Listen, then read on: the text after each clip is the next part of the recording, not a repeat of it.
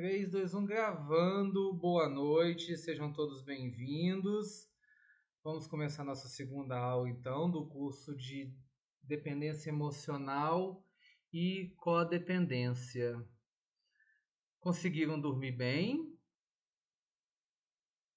Tiveram um bom dia, uma boa terça-feira, né? Estão todos vivos? Eu acho que não, né? Ninguém me responde. Gente, eu tô dando aula pra quem aqui? Vamos acordar, alguém me responde, pelo amor de Deus. Agora contigo vai ficar de castigo, hein? Ó, eu peço pra me responder o cachorro que me responde. O cachorro tá me respondendo e vocês não estão me respondendo. Olha pra você ver. É a vida. Vamos lá. Ô, gente, olha uma nota que eu dei aqui agora. Eu tô falando aqui, tô falando há horas aqui e ninguém tá me ouvindo, porque meus dois microfones estavam desligados. Vocês estão me ouvindo agora? Sim, agora eu tô ouvindo. Então eu pensei que você estava falando com alguém aí no fundo. Não, eu tava falando com vocês, eu xinguei vocês aqui. Tô pagando uma nota aqui, o trem tá gravando. Sabe, eu tô assim, ninguém fala comigo, só os cachorros latindo. Eu falei, gente, que pouco caso que eles estão fazendo comigo. Entrei até em crise aqui. Quase que eu tive que ligar pro meu psicólogo.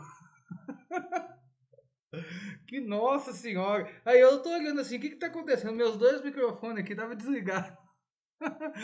Mas boa noite, gente. Tudo bem com vocês? Você tá rindo, né, Kevin? Tudo bem, boa noite.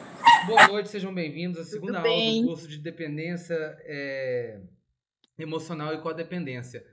Conseguiram assimilar um pouco do conteúdo de ontem? Deu para dar uma clareada? Bom que deu para dar uma clareada. Ô, gente, vocês ficam me vendo em todos os vídeos e toda aula com essa camisa cinza. Eu troco de roupa, tá? É porque na nossa congregação aspirante veste cinza, então eu tenho 30 camisas cinzas, tá? Então a gente não pode ficar aparecendo sem cinza.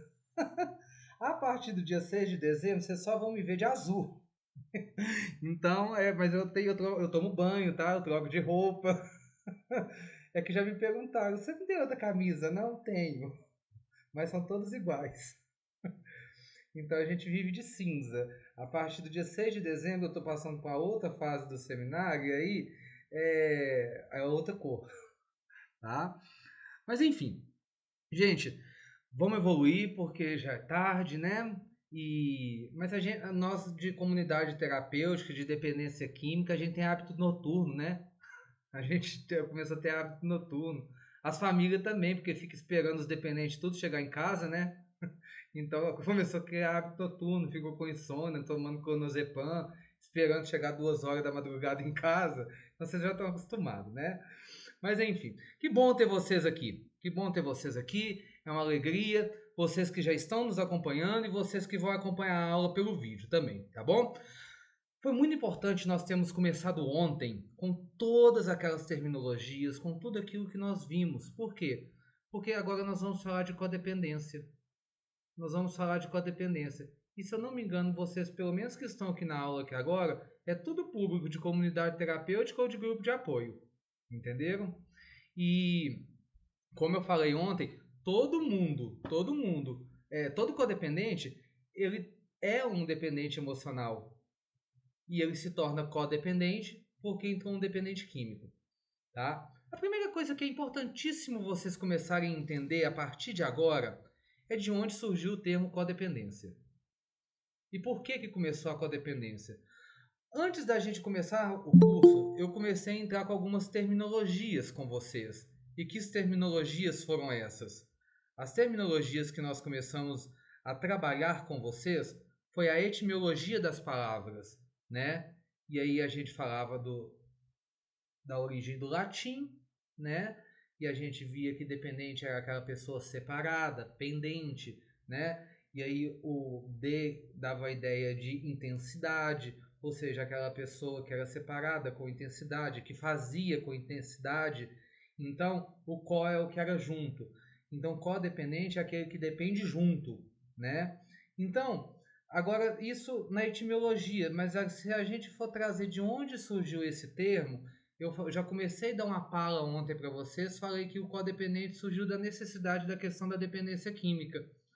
O termo codependente, ele tem as origens no campo da saúde mental, tá?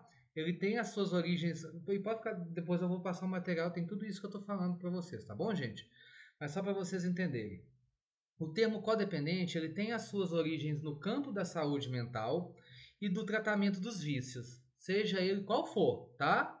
Não só no vício da droga ou do álcool, qualquer vício que a pessoa tenha. Só que surgiu especialmente no contexto dos grupos de apoio para familiares de alcoólicos, como o Al-Anon, por exemplo. E o Al-Anon surgiu de um complemento do Alcoólicos Anônimos, né? A codependência ela foi inicialmente usada para descrever o comportamento, prestem bem atenção nisso que eu vou falar, porque a codependência ela foi usada, o termo ele foi usado inicialmente para descrever o comportamento de pessoas que viviam em relacionamentos com indivíduos que sofriam de dependência química, tá? Pessoas que viviam em relacionamentos com indivíduos que sofriam de dependência química. Por isso, codependência. Agora começa a fazer mais sentido para vocês quando eu passava os vídeos conceitos. Dependência com a dependência. Ou seja, aquele que vive com a dependência ou com o dependente, né?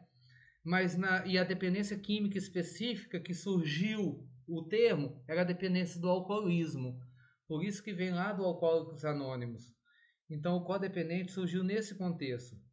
E essas pessoas, muitas das vezes, elas desenvolviam padrões de comportamento. O que acontece? A partir do momento que essas pessoas viviam com essas pessoas que tinham a dependência, elas desenvolviam um comportamento que ela tinha um tipo de comportamento e a partir do momento que ela começava a conviver com aquela pessoa, ela começava a desenvolver um comportamento de tentar controlar aquela outra pessoa. Ela não tinha aquele comportamento, mas começou a desenvolver o comportamento de tentar controlar aquela pessoa, no intuito de ajudar, no intuito de tentar salvar, entre aspas, tá? Porque a intenção é salvar. Só que a gente sabe que a gente não pode salvar ninguém. E aquele ditado, quando a pessoa não quer, nem Deus ajuda, né? Salvar o ente querido, o dependente, né? E frequentemente em detrimento das suas próprias necessidades e bem-estar. Por quê? Em detrimento das suas necessidades ou do seu bem-estar? Porque ela quer ajudar o outro, ela quer salvar o outro, deixar o seu bem-estar. Por quê? Porque era mais uma necessidade. O codependente, ele tem essa necessidade de ajudar o outro, de salvar o outro, porque ele se sente bem em fazer isso. Lógico que ele quer ver o bem do outro, mas é mais por ele se sentir bem do que pelo outro. E com o tempo, esse conceito de codependência, ele se expande, ele foi se expandindo para incluir uma variedade de relacionamentos disfuncionais, onde uma pessoa ela pode se tornar excessivamente dependente emocionalmente uma da outra, buscando o quê? Uma validação e o sentido de uma identidade através do cuidado e do controle do outro. Porque daí o que acontece? Eu preciso que o outro me valide o tempo todo. Eu preciso que, para que eu seja feliz, para que eu me sinta bem, a minha doença ela chega a um certo ponto tão grande que eu necessito estar no controle da situação o tempo todo. Daí, uma das características da codependência é o quê? Estar no controle da situação. E aí, daqui a pouco, nós vamos falar de coisas que são muito sérias dentro da codependência. E aí, a codependência ela vai trazer várias características. E aí, o que de princípio agora do que nós estamos falando, que é muito importante que vocês guardem, é o seguinte, que de início a codependência, ela se inicia a partir da convivência que eu já sou dependente emocional. E o dependente emocional, como nós vimos ontem, ele já tem comportamentos que ele deixa em detrimento de que ele descaracteriza a sua identidade para viver aquilo que o outro deseja, porque ele tem medo de perder o outro, e por medo de perder o outro, ele se sujeita a fazer tudo aquilo que o outro quer, né? É o que a gente chama de perca da subjetividade. E na codependência, nós vamos entender que o outro, esse codependente, ele começa a desenvolver características, né, de comportamento, de troca de comportamento, que inclui até a tentativa de controlar, né, no intuito inicial de ajudar. Só que aí depois isso começa a ficar doentio e a pessoa vai ficando doente. E aí depois ele vai querendo validação e tudo mais. Gente, até agora ficou claro? Posso passar para continuar? Quem cala consente, tá? Paulo? Tá bom. Eu já passei, uma vez eu passei isso no grupo de apoio lá no Rio Grande do Sul. É um vídeo que eu gosto muito. Eu vou ver se eu passo. Eu vou ver Paulo? Oi. E pode uma pessoa querer controlar toda a família para que a família viva em função de um dependente, no caso? Sim, pode acontecer isso, Vera.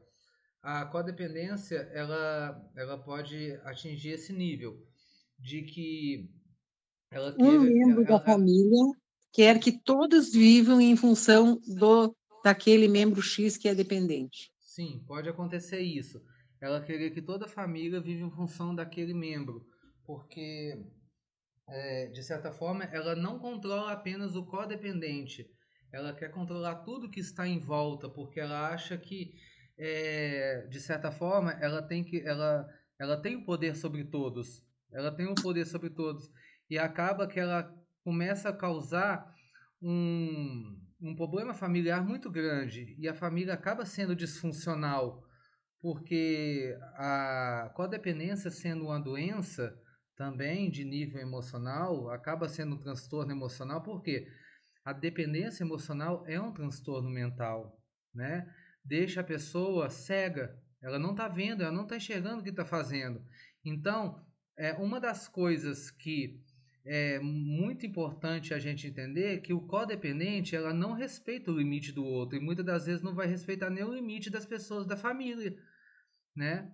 E uma das coisas que vai atingir muito é fazer com que não respeitar o limite dos outros membros da família, querendo e talvez até obrigando que os outros queiram viver em função dos outros. E aí, querer que os outros vivem em função do dependente pode ser por dois motivos.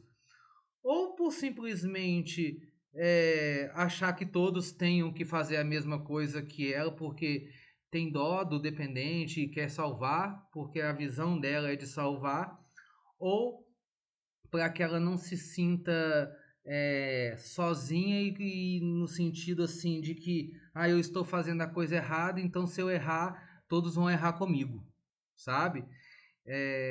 Então ela quer levar todo mundo no mesmo barco, sabe? Então tem essas duas situações. Ok, obrigada. De nada. Esse vídeo eu passei uma vez lá no Rio Grande do Sul, eu acho que foi no Rio Grande do Sul, não sei. Uma vez eu passei no Amor Exigente e uma vez eu passei no grupo da Copiosa Redenção. Eu amo esse vídeo, eu gosto dele. Eu gosto dele porque ele mostra muito bem um pouco do que é a nossa doença. A nossa doença no caso da codependência. Eu vou disparar o vídeo para iniciar. Se ele não tiver com áudio, vocês me falam, tá bom? Mas prestem atenção nesse vídeo, por favor.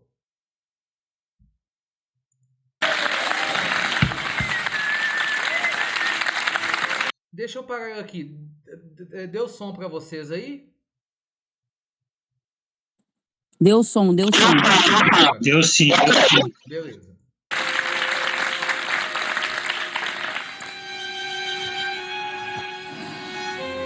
Paciente Renato, Eu gostaria de falar um minuto com o senhor. Doutora.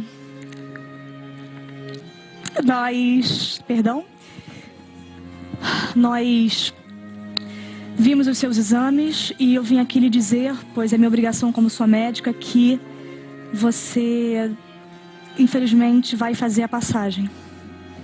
Pra qual quarto?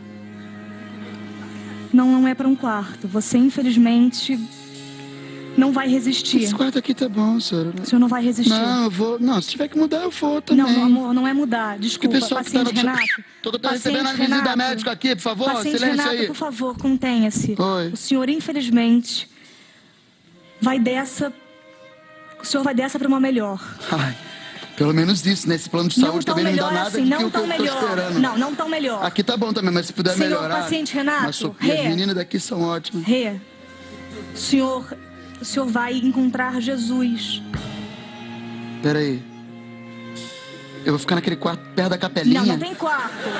Amor, não tem quarto. Não, senhora. Oi, Renato. Eu já tô aqui um mês e meio, Rest, não vou ficar mudando não. também. Não tem quarto, Só porque, presta atenção. Esse negócio A de plano de doença é saúde tá grave, ficando não vai rolar. sério demais. Não rolou a cura. A cura não rolou. A cura não rolou. Mas o meu plano cobre? Não cobre porra nenhuma, tá? Você vai morrer. Acabou, Renato. Não tem. Tem João? Tem Osvaldo? Tem. Renato, infelizmente não tem mais Renato. Tá, tudo bem. Mas previsão de alta eu tenho pra quando? Não tem alta, filho! Ai, meu Deus, não tem alta!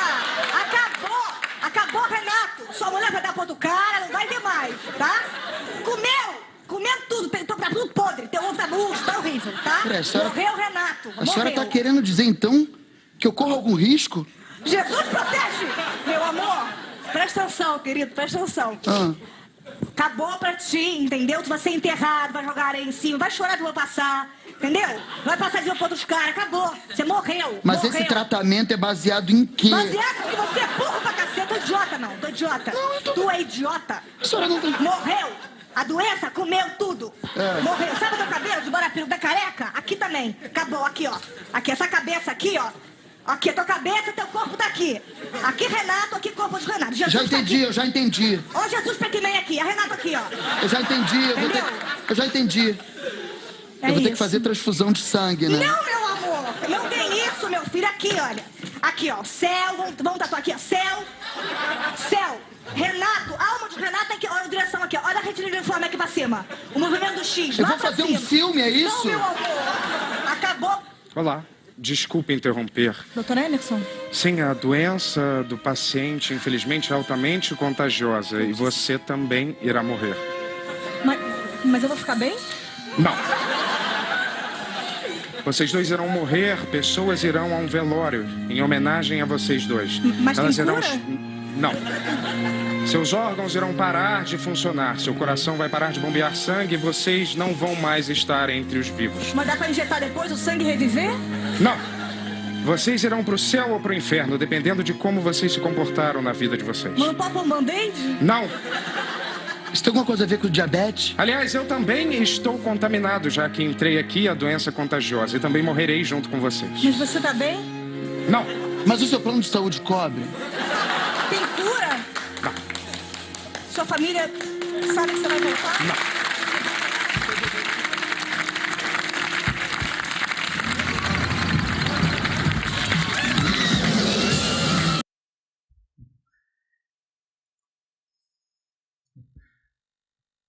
Eu gosto desse vídeo que ele representa um pouco, não um pouco, mas é um pouco da questão daquilo que nós já trabalhamos bem agora na questão da codependência, quando a gente estava falando exatamente de que o codependente, a partir do momento que ele começa a viver com o dependente químico, o que acontece com ele?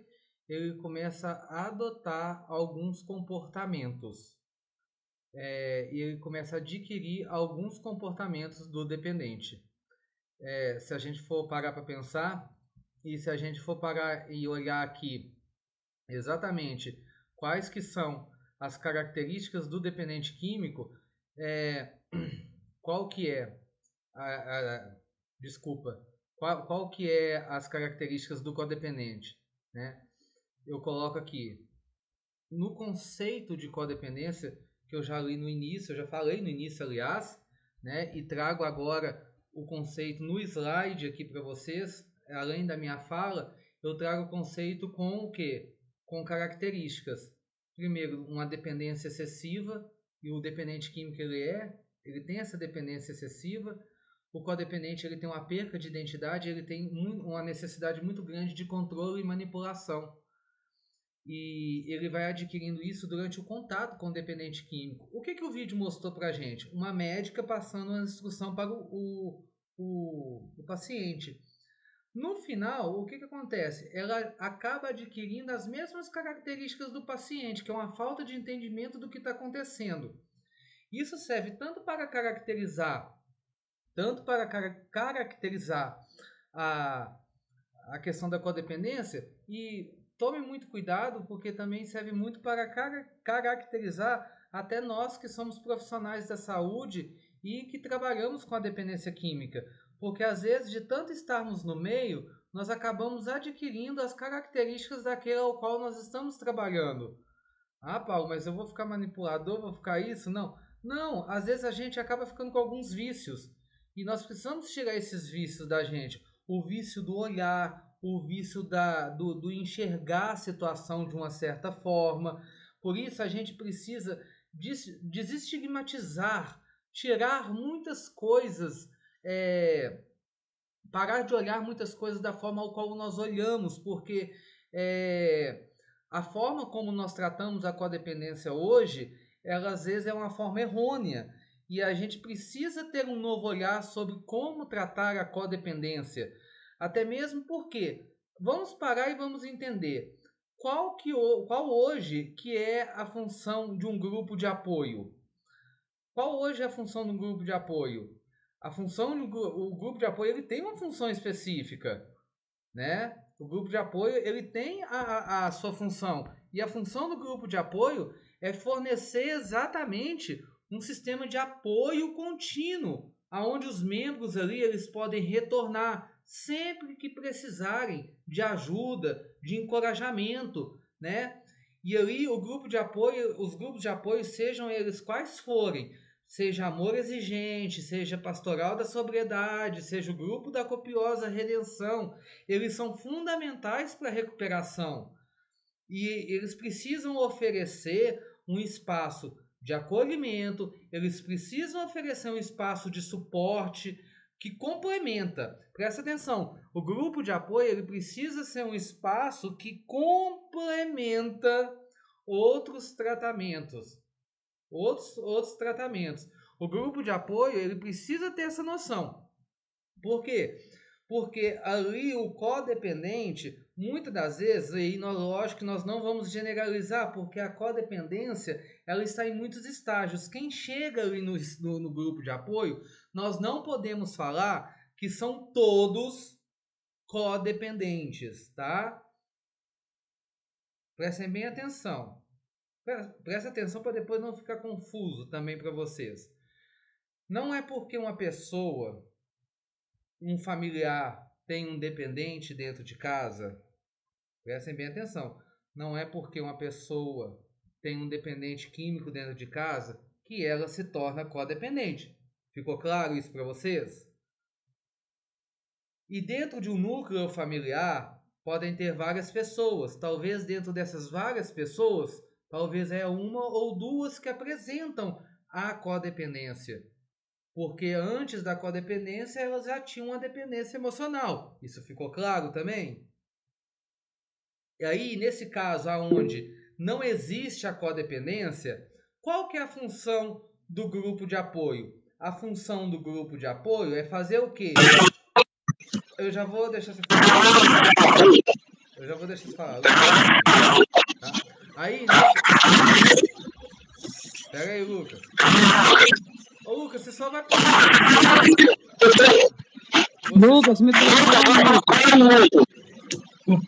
Lucas, deixa eu travar o... Fala, desculpa, eu deixei sem querer ligar. Ah, tá. Aí, nesse caso, o que vai acontecer? Nós só vamos precisar de fazer o quê? Nós só vamos precisar... nós vamos precisar de fazer uma troca e entender que o grupo de apoio ele vai servir ali como um amparo para orientar a família a lidar com aquele dependente químico durante o processo. E não só durante o processo, mas também como fora do processo. Como fora do processo também. Que é uma das maiores dúvidas da família. Como lidar com o dependente químico depois do processo. Né? Que muitas das vezes nem a comunidade terapêutica sabe falar. Existe um processo engessado, como se fosse um manual e um protocolo que a comunidade terapêutica passa para a família. E não é dessa forma que lidar. Né? Porque cada caso é um caso. Sabe? Mas existe também aquela pessoa que chega no grupo de apoio, existe aquele codependente que chega no grupo de apoio e que esse realmente precisa de tratamento e essa pessoa ela chega precisando de ajuda. E ali existe uma perca de identidade. E aí nós vamos entender o que é um vazio existencial. Eu abro esse espaço para falar de vazio existencial. O que é esse vazio existencial? Dentro da nossa história, dentro do nosso contexto, a gente passa por várias situações na nossa infância, nós passamos por várias situações na nossa vida, desde a nossa infância como abandono, rejeição, complexo, é o pai que separou da mãe, é um apego inseguro. O que é um apego inseguro? Tem o apego seguro e o apego inseguro. Quando nós somos crianças, e toda criança precisa disso, nós temos que ter aquela segurança, tanto de pai quanto de mãe. Pai e mãe que não dão atenção, não dão abraço, não ficam presentes para o filho quando criança, e o filho não se sente seguro, porque isso já é uma coisa até mais instintiva do filho ou da filha. O que acontece? Isso gera um sintoma de abandono para a criança. E isso vai gerar alguns complexos mais para frente, que vai se manifestar só na fase adulta, tá? Gerando talvez dependência emocional, complexo de rejeição, autoestima baixa. E quantos traumas nós trazemos na nossa vida, depois são complexos, bullying e tantas outras coisas. Ultimamente, nesses dias, eu tenho atendido tantas pessoas que têm me falado de tantas coisas que sofreram, principalmente na dependência química, de situações que a gente sofre e que, na verdade, se você for parar para pensar, você nem lembra disso, porque você era criança, você era adolescente, e, na verdade, na época, talvez você deu atenção na época, mas você cresceu e você não deu mais atenção e você deu essa situação por superado ou por superada, né? Mas, na verdade, isso ficou gravado no seu inconsciente. E isso ficou com o quê? Ficou da seguinte forma. Ficou como resolvido. Só que, na verdade, não tem nada resolvido, porque tudo que acontece na nossa vida fica gravado. Tudo que acontece fica gravado. Entendeu? E isso se manifesta na nossa vida quando na fase adulta, quando nós estamos já mais adultos, de uma outra forma. Não na lembrança do que aconteceu, mas no nosso comportamento. Quando a gente vai se relacionar e a gente se manifesta como uma pessoa ciumenta, uma pessoa controladora, uma pessoa insegura, uma pessoa com medo de fazer as coisas, uma pessoa com medo de se manifestar em público, uma pessoa que olha desconfiada para todo mundo, uma pessoa que tem medo de tantas coisas, sabe? Uma pessoa rancorosa, uma pessoa amarga, uma pessoa com tantas características e traços de personalidade que não são funcionais no meio de outras pessoas. E aí é onde que entra o dependente químico, que conhece uma substância de repente, essa substância ela preenche ele de uma forma que na hora que ele está fazendo o uso da substância, ele esquece todas essas coisas. Porque tudo isso que eu estou falando, desses traços e dessas coisas que aconteceram lá no passado, se manifestam hoje, se manifestam como dores. Dores existenciais, dores da alma, que na verdade hoje são ansiedades, angústias, inquietações dentro da gente, que se manifestam e a gente nem sabe o que é. Porque na verdade, hoje nós não sabemos falar de sentimento, hoje a gente nem fala de sentimento, né? Hoje a gente nem fala de sentimento, e Hoje a gente só sabe falar que tem um trenzinho aqui, né? A gente tem um trenzinho. Até brinco quando alguém fala comigo que tá com um trem, eu mando procurar um maquinista, né? Porque eu não mexo com trem, eu sou psicólogo, né? Eu mando procurar um maquinista, né? Hoje, quantas pessoas sentem dores no peito e procuram um cardiologista pensando que estão com problema no coração, né? E o cardiologista manda procurar o psicólogo, porque isso tudo é sintomas de ansiedade. Mas de onde surgiu essa ansiedade, essa angústia? Lá de trás. E aí, quando vão no psicólogo, a gente vai descobrindo, nós vamos verificando. É tudo coisas lá do passado. Queridos amigos, comunidades terapêuticas, grupos de apoio, esse é o público que vocês estão recebendo. Esse é o público que vocês estão recebendo. Lá na comunidade terapêutica de vocês, esse é o público. Lá na comunidade terapêutica de vocês, o grupo que vocês estão recebendo é o grupo que você está falando, cria vergonha na cara, menina, e vira gente. Sabe esse menino que você está pedindo para criar vergonha na cara, para virar gente? É esse público. Sabe? Só que é muito fácil mandar criar vergonha na cara e virar gente. Sabe, esse grupo, essa pessoa que você vira lá no grupo de autoajuda e fala que, você tem que ser feliz. Olha, a questão é a seguinte, é muito fácil a teoria e mandar uma pessoa ser feliz. Mas é o seguinte, se ela está indo lá buscar ajuda, é porque ela não está conseguindo ser feliz. Porque se ela soubesse o caminho das pedras, ela não estava te procurando. Se ela soubesse o caminho das pedras, para ser feliz, não precisava de grupo de apoio. E aí entra o grupo de apoio como sendo essa ferramenta para ensinar como é ser feliz. Não é para mostrar para ela o que é ser feliz, não. É como pode ser feliz, porque o seu conceito de felicidade não pode ser o conceito de felicidade do outro. E aí também vocês precisam distinguir muito bem, meus amigos e minhas amigas de grupo de apoio e de comunidade terapêutica. Vocês não são conselheiros. E aí eu estou falando conselheiros no sentido do pé da letra, de dar conselho. Talvez, porque existem até os conselheiros em independência química, porque até a formação do conselheiro em independência química, o título conselheiro não significa dar conselho. Não significa dar conselho. É outra coisa completamente diferente.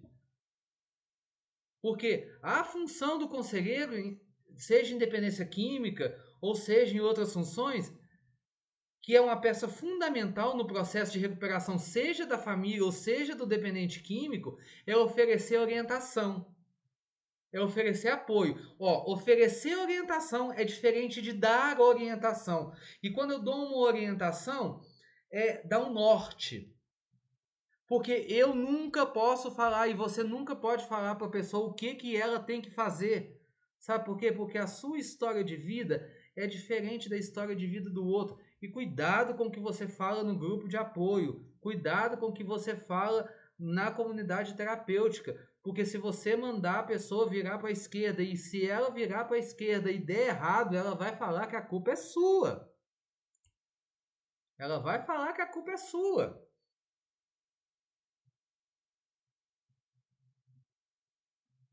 E aí nós estamos falando que, tanto no trabalho do grupo de apoio, tanto no trabalho da comunidade terapêutica, vocês estão lidando com vidas. E aí, tanto na comunidade terapêutica quanto no grupo de apoio, vocês têm uma missão muito importante de levar a pessoa a refletir. Então, as ferramentas que vocês têm na comunidade terapêutica e as ferramentas que vocês possuem no grupo de apoio, elas servem para vocês refletirem e levarem a pessoa, conduzir a pessoa a fazer reflexão para que elas mesmas tomem a decisão de qual caminho seguir para que elas escolham também ser felizes ou continuar do mesmo jeito. Porque nós, muitas das vezes, nós queremos obrigar com que as pessoas sejam daquela forma. E aí, já viu aquela... E aí a gente fica naquela... Água mole e pedra dura, tanto bate até que fura. Água mole e pedra dura, tanto bate até que fura. Aí a gente fica se desgastando. Mas sabe qual que é a realidade, gente? Infelizmente, tem gente que não quer seguir o caminho ao qual nós queremos que ela siga. E é por isso que a gente fica se desgastando. Gente, nós temos que parar com isso. Às vezes nós queremos descer goela abaixo da pessoa, que ela tem que ser daquela forma, que ela tem que seguir esse caminho. E a gente fica empurrando o trem, fica empurrando. Só que a pessoa não quer. Ela está ali por uma simples obrigação social. Ela está ali por uma simples obrigação da família. E nada mais, mas ela mesma não quer. Mas é aquele ditado, gente. Quando a pessoa não quer, nem Deus ajuda. Vou tomar um café.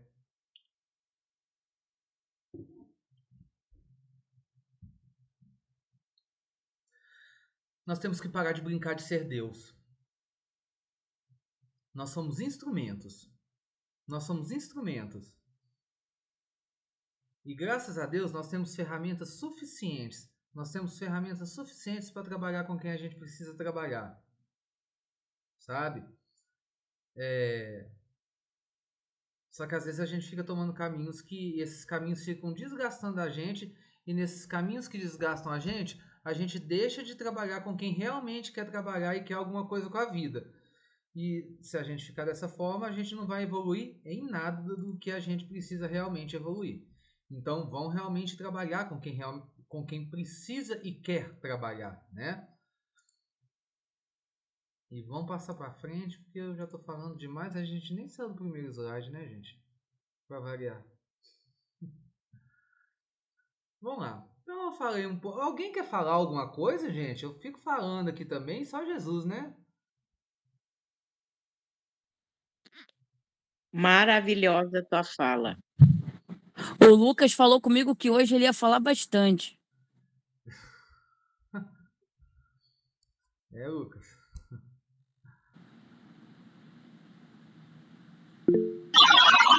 Boa noite. Então, no momento a gente está falando a respeito do codependente, né? Em que o primeiro público codependente são os familiares bem mais próximos.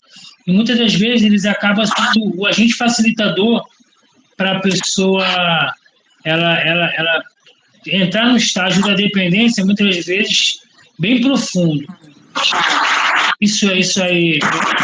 A gente consegue, algumas instruções que a gente consiga tentar ajudar o familiar, né, com antecedência já para lidar com situações parecidas. Ô Lucas, eu só vou te pedir um favor. Eu não sei o que está acontecendo aí. Tá parecendo que você tá com aqueles radiocomunicador, sabe? Aí na sua fala tá chiando muito. Eu não sei se é só pra mim, mas vocês estão ouvindo isso também, gente, na fala dele? Tá chiando bastante. Tá chiando bastante. E aí eu entendo algumas coisas que você fala e outras não. Aí, talvez você está com algum outro celular, alguma coisa perto. Não sei se você está perto de alguém que está conectado aí também. Ou que você escreve. Ah lá, deu a... Melhorou. Não, piorou. Agora que eu não entendi foi nada, meu filho. Piorou. Caramba, eu pensei que era o circulador que estava aqui. Agora o esquema de... Então, vamos lá. Um outro dia desse eu tinha conversado com o senhor a respeito de um codependente. Geralmente, o público maior que começa a entrar nesse estágio geralmente é o pai, a mãe, os parentes mais próximos. Acabam já sendo atingidos na doença da codependência. A gente tem o senhor consegue passar alguma instrução que a gente já consiga detectar isso com antecedência, para tentar ajudar a pessoa no estágio da codependência, tem aquele laço sanguíneo muito, muito, muito ativo, que é os pais, pai, mãe, os mais próximos. Ô Lucas, eu não vou conseguir te ajudar porque a sua... Lembrei do Criciúma, cara. Como é que ficou? Porque consegui te ouvir até a parte que você falou assim, você tem alguma ferramenta, o resto eu não entendi nada. Calma aí. Aí agora, tá dando pra ouvir direitinho? Nossa, agora eu tô, vai lá. Porque tá mais próximo, então. A questão do codependente, né? Geralmente, o público mais afetado diretamente são o pai, a mãe, né? Aqueles que têm um laço sanguíneo muito forte com o dependente. E se eu teria alguma ferramenta que se eu pudesse estar nos ajudando aí, para a gente repassar, assim, não somente para esses codependentes mais próximos, para que ele consiga minimizar o impacto na vida deles, ou até mesmo aprender a lidar com mais exatidão na questão do dependente químico? Tá. A primeira coisa é você saber identificar. Agora pode desligar o microfone. Isso. Eu acho que a primeira coisa é a comunidade.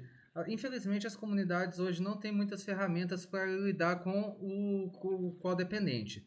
Hoje, geralmente, quais são as ferramentas que a comunidade tem para lidar com os codependentes? Pedir para frequentar o grupo de apoio. Nada mais do que isso.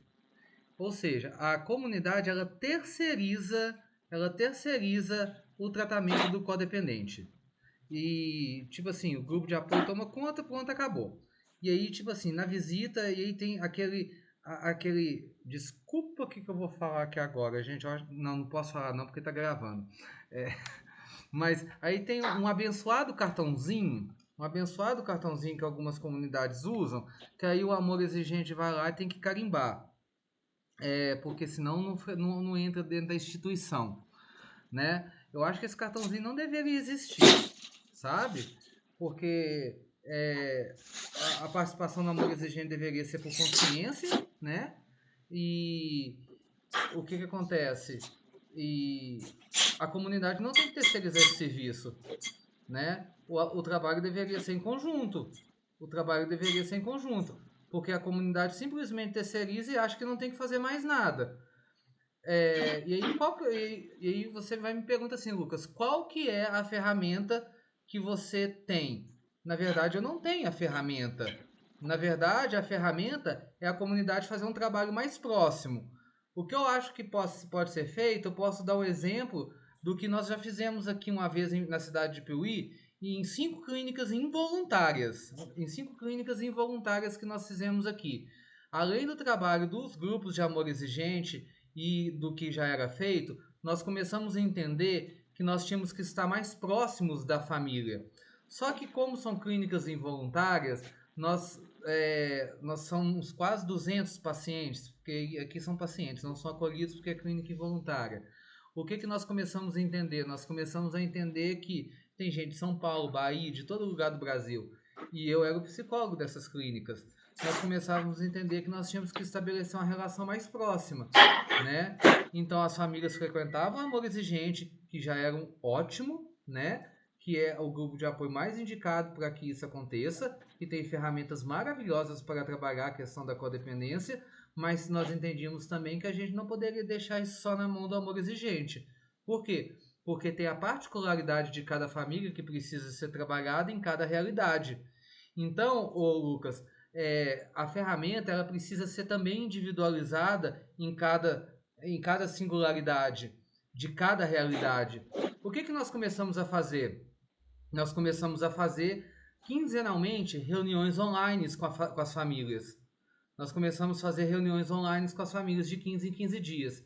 Primeiro, nos primeiros dias, né, demonstrando quem que era a gestão da instituição, quem estava à frente da instituição, dando formações depois sobre codependência, sobre temas. Montamos um grupo específico das famílias falando sobre temas de dependência química, né? E fomos conduzindo todo um trabalho dessa forma, né? Uma outra coisa que nós fizemos, por exemplo, que antigamente tinha nas comunidades, eu não sei como que é aí na comunidade de vocês, antigamente eram visitas comunitárias, né? Eu não sei como que é aí hoje, né, na de vocês, mas nós começamos a fazer visitas individualizadas, né? E nas visitas individualizadas nós começamos a mapear as famílias. A mapear de que forma?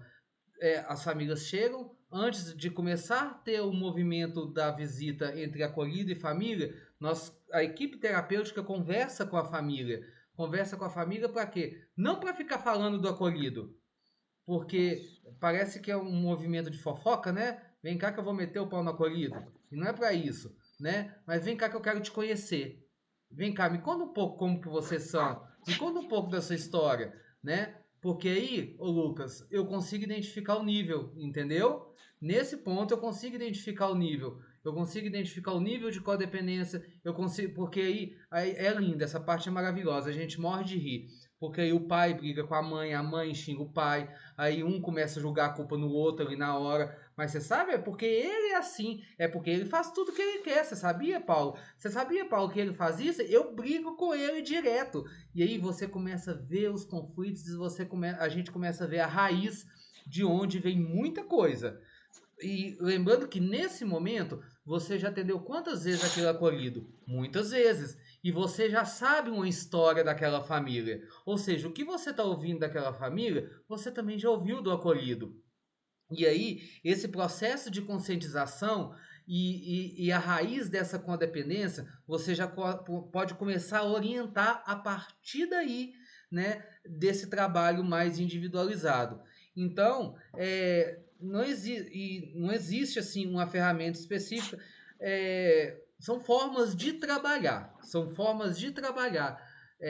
Que pode existir, mas uma ferramenta específica, não. Eu acho que vale muito mais uma dinâmica de trabalho que pode ser criada do que uma ferramenta específica. Mas eu acho que o mais importante é não terceirizar só para o grupo de apoio e deixar só para o grupo de apoio. Porque o grupo de apoio não é um hospital, pronto-socorro. Isso tem que ficar bem claro. Amor Exigente, Pastoral da Sobriedade, Grupo de Apoio Copiosa Redenção, não é pronto-socorro. Não é pronto-socorro que vai resolver tudo e vai deixar tudo prontinho para vocês. E não deixar para trabalhar a família só quando o acolhido estiver indo embora. Começar isso desde o início. Tá bom? Não sei se deu para dar uma clareada aí, tá? E lembrando que aquele codependente, ele é um codependente por quê? Vamos lá. Ele é também um dependente emocional. E se ele é um dependente emocional, o que nós vimos ontem? Ele passou por situações de traumas. Ele passou por situações na vida dele que faz com que ele seja daquela forma.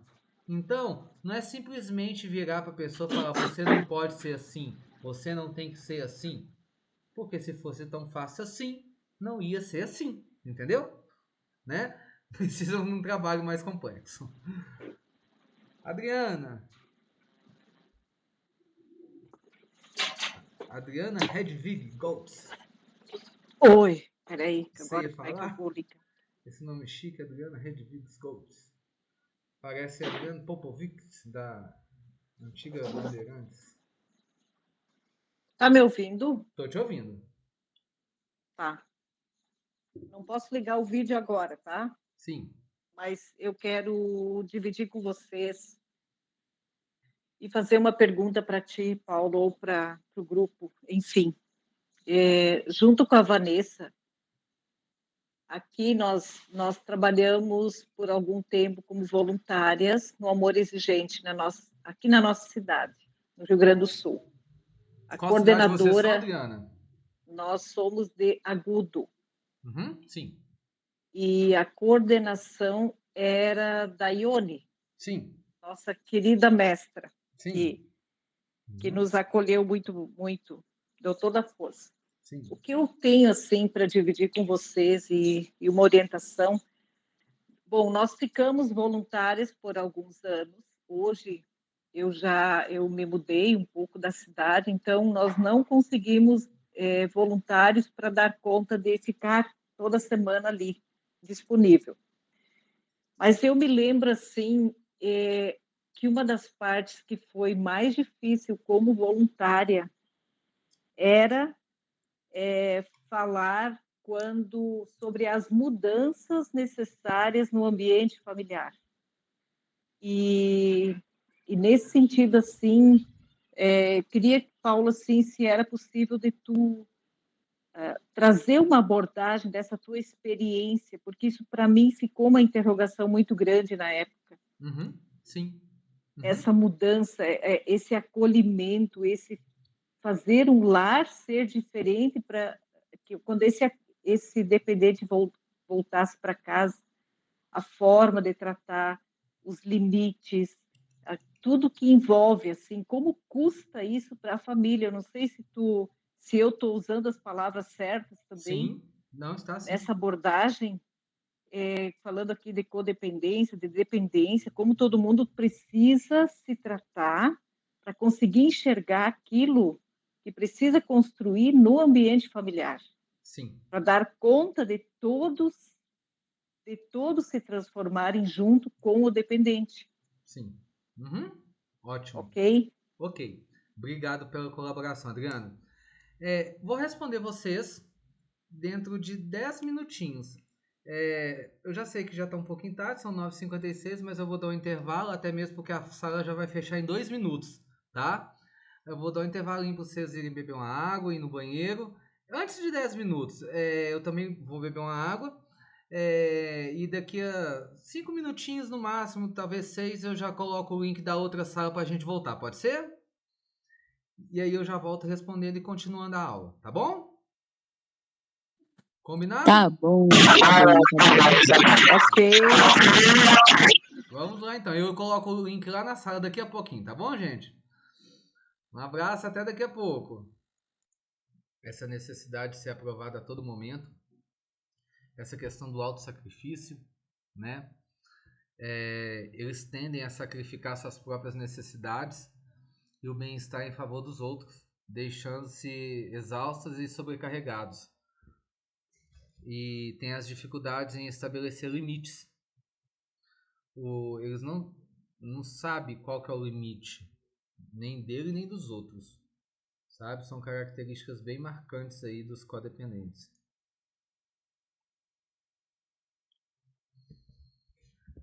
Tem também os sinais de alerta da codependência, né? Como que eu identifico que eu sou um codependente, né? Primeiro, a perca de identidade. Eu perco a minha identidade, a pessoa do codependente ele tende a se definir em função do relacionamento, ele perde sua própria individualidade, a sua autodeterminação, ele tem dificuldades em dizer não, sabe? Às vezes ele se faz de durão, mas ele tem essa dificuldade de dizer não. E por que ele tem essa dificuldade? Porque ele tem medo de falar não e o seu dependente, né, sair de perto. Então, ele sempre vai estar dizendo sim. Ele tem uma obsessão pelo seu parceiro ou pelo seu dependente, né? O indivíduo codependente ele apresenta uma preocupação obsessiva pelo parceiro. Por isso que muitas das vezes pode chegar a um nível psicótico, uma autoestima lá embaixo, ele não se valoriza, né? Ele sempre se acha uma pessoa que não tem valor e que sempre vai perder. É interessante nós entendermos também as causas da codependência. Como eu falava, primeiro vai vir de uma questão de uma história familiar. Eu preciso entender isso. Hoje existem motivos. Hoje o Paulo tem uma história atrás do Paulo que faz com que o Paulo seja assim. Aquela pessoa que hoje tem a codependência, que tem uma dependência emocional, existe uma história familiar que faz com que eu seja dessa forma, ou que aquela pessoa seja daquela forma. Então, muitas vezes a codependência ela se origina dos padrões disfuncionais aprendidos da família.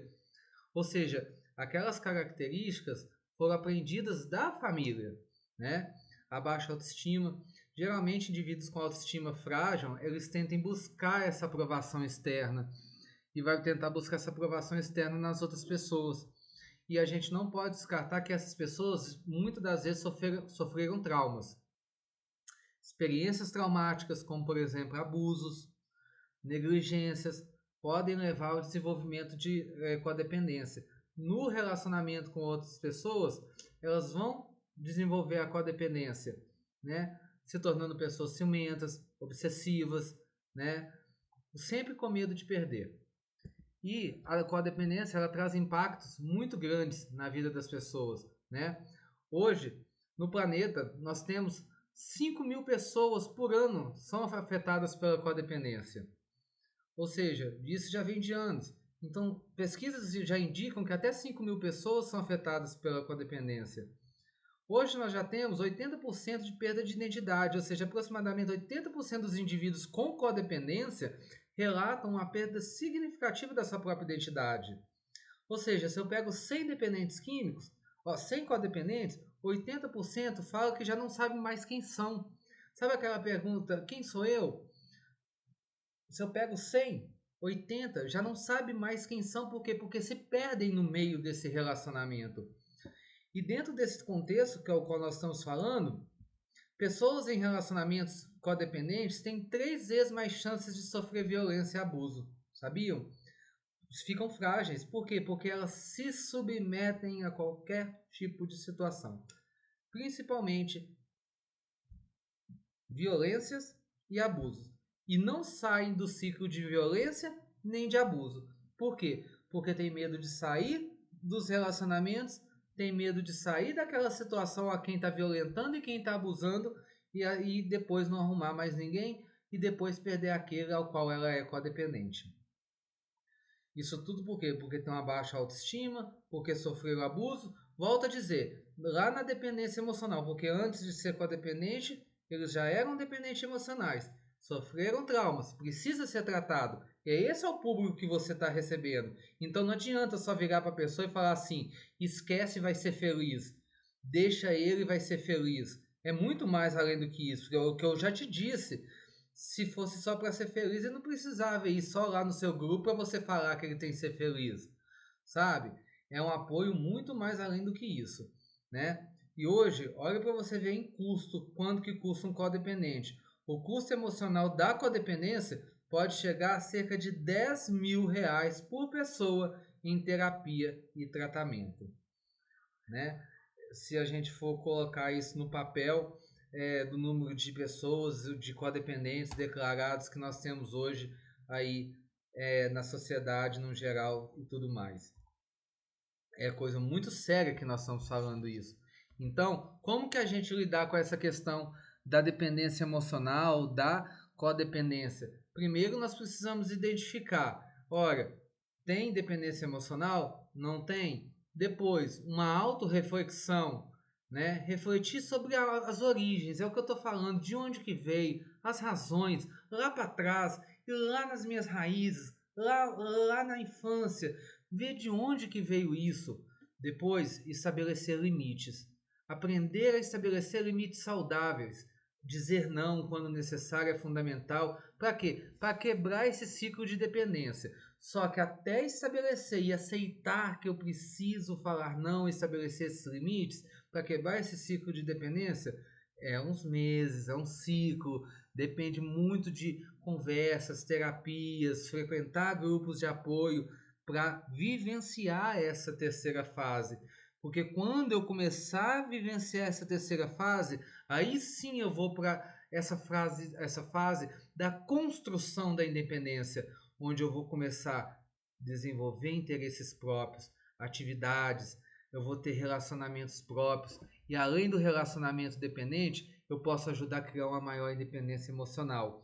Eu vou ser independente emocionalmente, eu não vou depender do outro nas minhas emoções, né? E a terapia e apoio é importantíssima. Buscar ajuda, né?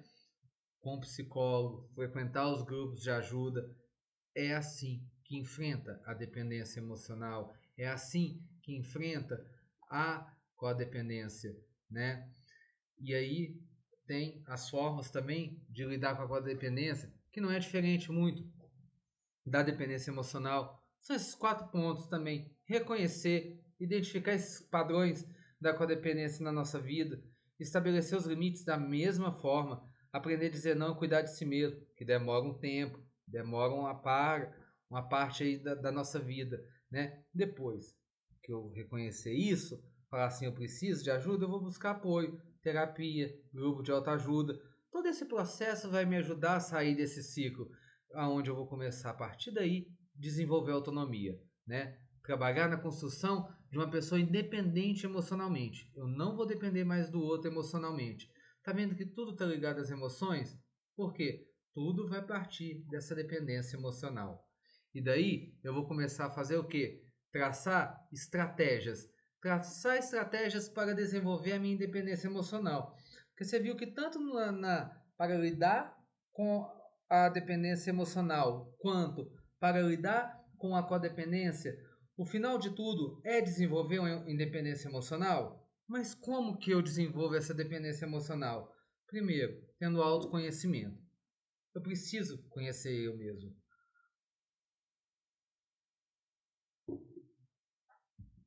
E o que é se autoconhecer? Eu entender as minhas emoções, entender o que eu sinto, entender o que passa por mim mesmo, os meus desejos, as minhas necessidades. E ao entender tudo isso, começar a depender menos dos outros e ser mais autônomo. Estabelecer limites na minha vida, aprendendo a dizer não e pôr limites saudáveis. Ser equilibrado na minha vida com tudo que eu faço. Cuidar mais de mim, fazendo atividades que me dê prazer, que me dê bem-estar, né, que aumenta minha autoestima, buscar minha autonomia, né, que é essencial para a minha vida. Isso é buscar a independência emocional. É isso que é o objetivo do processo em si, para que a gente tenha essa independência emocional. E, concluindo, após explorar esses conceitos da dependência emocional e da codependência, nós chegamos a uma conclusão sobre essa importância, né, de desenvolver a independência emocional e aprender as estratégias saudáveis para lidar com esses desafios. Concluindo isso tudo, né, a base é desenvolver independência emocional. Desenvolver independência emocional. Psicologicamente falando, a gente estaria falando talvez de fazer uma melhor gestão das emoções. Ter uma gestão das emoções, para quê? Para desenvolver uma dependência emocional. Ser independente emocionalmente, para que eu encontre um equilíbrio na minha vida, para que eu possa me libertar daquilo que me aprisiona, né? Aquilo que me aprisiona o outro, aquilo que me aprisiona que faz com que eu não seja dono de mim mesmo, né? Porque na verdade é isso que acontece, né? Tanto com o dependente emocional como com o codependente. Bom, gente, eu vou finalizando aqui. Terminei, falei, né? Gostaria de agradecer a presença de cada um de vocês. Só para encerrar, antes de vocês saírem da sala, eu vou deixar um recado lá no grupo. Eu vou criar uma sala que é onde todos vocês que assistiram a aula, vocês vão ter que entrar nessa sala, nesse grupo, tá? Que é para... Não precisa não, eu vou fazer o seguinte, eu vou retirar lá do grupo, eu vou retirar do grupo as pessoas que não fizeram inscrição e vou deixar só vocês, para vocês colocarem os nomes completos lá, para me fazer as emissões dos certificados, tá? Eu vou pedir pelo menos aí uns 3 dias para me fazer a emissão do certificado, porque eu tenho que registrar eles e cadastrar, tá bom? Mas de qualquer maneira, quero agradecer muito, tá? A cada um de vocês, a paciência, tá? De estar aí me ouvindo. E pedir a vocês que sejam multiplicadores dessa boa nova. E que por onde vocês passarem, né? Por onde vocês passarem, vocês possam ser portadores de uma mensagem de paz, de amor e de esperança. Acredito que Deus tem um propósito muito bom na vida de cada um de vocês, ao ponto de que hoje vocês estão aqui colhendo, plantando e colhendo, né? Para que vocês também possam abençoar muitas pessoas com aquilo que foi dito, falado aqui. Eu acho que nós crescemos juntos na partilha do conhecimento, né? Espero que a gente possa se encontrar, né, nessas veredas da vida, seja por aqui, talvez em outros cursos, talvez nessas estradas da vida que a gente vai andando, né? Que a gente possa por aí estar se encontrando. Que Deus abençoe, tá bom? Muito obrigado. Tenha uma boa noite, tá bom? Qualquer dúvida eu estou à disposição, tá? Qualquer dúvida eu estou sempre aí pro que der e pro que vier, tá? Pessoal do Amor Exigente, quando vocês precisarem, para congressos, para palestras, seja online, seja presencial, é só chamar que nós vamos, outros grupos, comunidades, nós estamos aí presentes, tá bom? Às vezes a gente tem um tempinho meio apertado, mas a gente dá um jeito, tá? Um grande abraço a todos, que Deus abençoe. Alguém tem alguma dúvida? Tem alguma pergunta? Boa noite, muito obrigado. Boa noite, muito obrigada, sua tá palestra. ótimo.